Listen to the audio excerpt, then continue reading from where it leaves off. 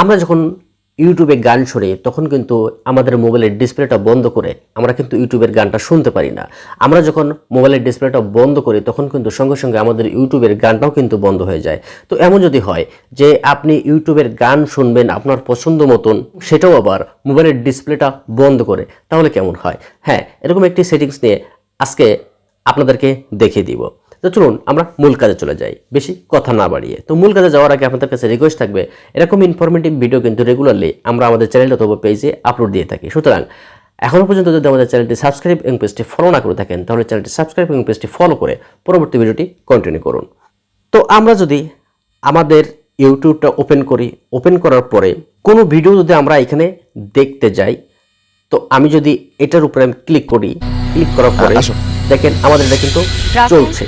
আমি যদি এখন অ্যাপসটি বন্ধ করে দেই বা আমার মোবাইলে যদি আমি হোম পেজে চলে আসি, তখন কিন্তু এই ভিডিওটি বা এই গানটি কিন্তু আর আপনি শুনতে পাবেন না। এটা কিভাবে শুনবেন তার জন্য আমাদের একটা ছোট্ট ট্রিক্স প্রয়োগ করতে হবে।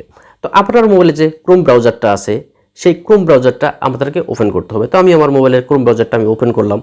ওপেন করার পরে যে সার্চ বক্স আছে এখানে আপনাদেরকে লিখতে হবে ইউটিউব। ইউটিউব লিখে আমাদের এটাকে সার্চ করতে হবে। সার্চ করার পরে দেখেন এরকম একটা ইন্টারফেসে কিন্তু আপনাদের এখানে চলে আসবে।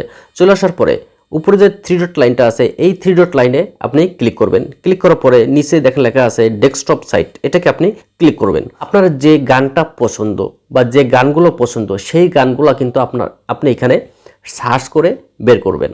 তো এখানে দেখেন সূরা বাকারা আছে, আমি এই সূরা বাকারার উপরে ক্লিক করব।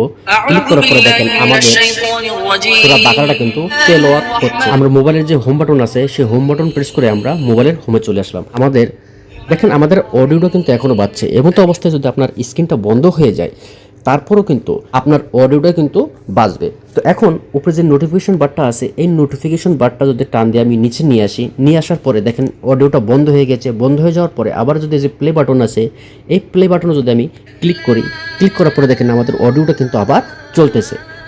আমরা কিন্তু এখন ইউটিউবের ভিতরে নাই, তারপরেও কিন্তু আমরা ইউটিউবের এই ভিডিওটি MP3 করে ডিসপ্লে বন্ধ করে শুনতে পারবো।